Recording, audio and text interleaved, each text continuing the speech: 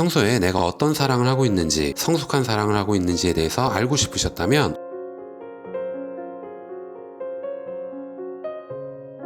안녕하세요. 따뜻한 하루 그리고 독서 시작하도록 하겠습니다. 오늘은 에리 프롬이 쓴 사랑의 기술이라는 책에 대해서 얘기를 좀 나눠볼 건데, 이 책은 여러 블로거 및 인플루언서들이 추천한 사랑의 기술이라는 책입니다. 좀 늦게나마 읽었던 감이 있지만은 그래도 너무 좋은 책이라는 추천을 들었기 때문에 우연한 기회에 고향으로 찾아간 집에 책장에 꽂혀 있더라고요. 그래서 가져와 봤습니다. 책을 보시면 아시겠지만 굉장히 오래된 책 중에 하나고요. 세계 대표 문학선이라고 돼 있습니다. 그래서 유명한 책인 만큼 이 책이 어떤 내용을 담고 있는지 좀 공유를 해보고 싶어서 오늘 시간을 마련을 해봤습니다. 책의 제목만 본다면 누구나 비슷한 생각을 할 것이라고 생각을 합니다. 사랑을 위한 기술이나 노하우를 알려주는 책이라고 생각을 하실 것 같습니다. 어떤 것이 조금 더 고급되고 세련된 사랑인가에 대한 책인 줄 알았던 것입니다. 하지만 책을 실제로 살펴보면 그렇지 않다라는 걸 알 수가 있죠. 책의 저자인 에리 프롬은 정신분석학자이자 사회학자 그리고 사상가라고 생각을 합니다. 중세 유럽 시대를 보면 비슷한 모습들을 볼 수가 있습니다. 아리스토텔레스, 플라톤 등을 봐도 알 수가 있습니다. 그들은 수학가이자 과학자이자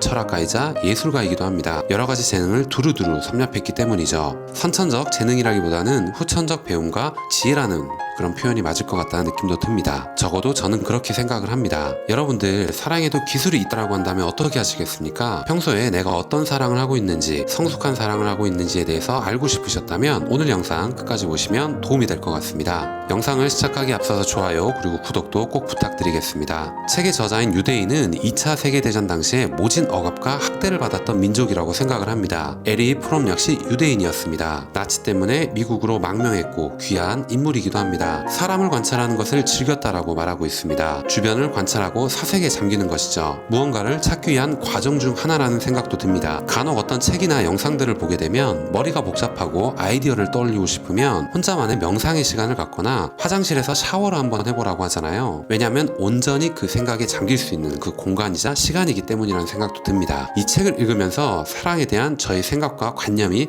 굉장히 좋았다는 사실을 느끼게 해줬습니다. 인간에게 사랑의 기술이 필요한 이유는 무엇일까라고도 생각을 해봤습니다. 책에서는 평소의 관점과 조금 다르게 접근을 하고 있습니다. 인간은 기본적으로 아래와 같은 방식으로 생각을 하죠. 첫째, 어떻게 하면 타인에게 매력적으로 보일 수 있을까? 둘째, 어떻게 하면 내가 사랑받을 수 있을까입니다. 성숙한 사랑은 타인을 진정으로 사랑하는 것이라고 책에서는 말하고 있습니다. 타인에 대한 사랑이 전제가 되었을 때 자기 자신도 사랑할 줄 아는 것과 같은 것이죠. 사랑에는 존중, 배려가 수반되어야 합니다. 이러한 방식이야말로 우리가 추구해야 될 사랑이라고 말하고 있습니다. 제가 사랑하는 사랑의 기준도 이 책에서 얘기했던 성숙하지 못했던 그런 사랑 중에 하나였다는 생각이 들었습니다. 에리 프롬은 사랑의 기술이라는 책에서 두 가지 관점에서 사랑을 얘기를 하고 있습니다. 첫 번째는 아이의 생각에서의 사랑입니다. 나는 사랑받고 있기 때문에 당신도 사랑할 수 있어입니다. 두 번째, 성숙한 어른의 사랑입니다. 나는 사랑을 줄 수 있기에 사랑을 받을 수도 있다라는 것입니다. 사랑의 이론 설명부터 책은 시작하고 있고요. 상당히 인상적인 내용이 많았던 책이라는 생각이 듭니다. 성숙한 사랑에 대한 새로운 정의에 대해 배울 수도 있었습니다. 자기의, 형제의, 성애로 사랑을 구분하고 이야기하고 있습니다. 이러한 사랑에는 책임이 수반이 됩니다. 이러한 사랑에는 존중이 필요합니다. 이러한 사랑에는 지식이 요구되기도 합니다. 부모의 사랑에 대해서 얘기하는 부분은 굉장히 재미있게 읽을 수 있었던 부분입니다. 아이에 대한 사랑을 두 가지로 나누어 설명하고 있습니다. 첫 번째, 어머니의 사랑은 무조건적이다 라는 부분입니다. 어머니의 사랑이 위대한 이유이기도 합니다. 아이의 욕구 충족을 위해 어떠한 조건도 내세우지를 않습니다. 그와는 조금 다른 반대 입장에 있다라고 얘기를 할 수 있는 것이 바로 아버지의 사랑입니다. 책에서는 아버지의 사랑은 조건부라고 얘기를 하고 있습니다. 이 책을 읽으면서 굉장히 와닿았던 부분이 바로 이 부분이었습니다.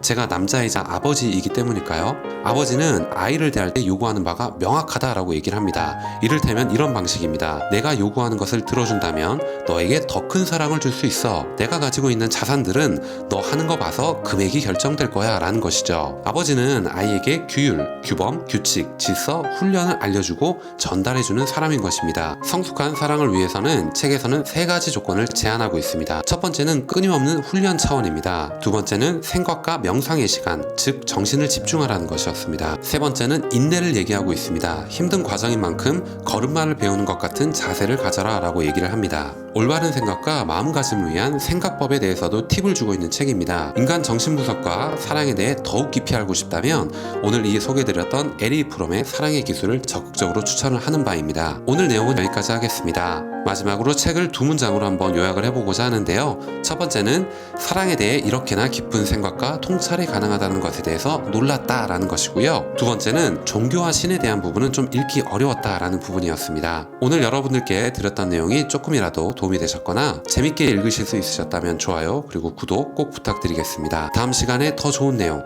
더 좋은 컨텐츠를 가지고 인사드리도록 하겠습니다. 감사합니다.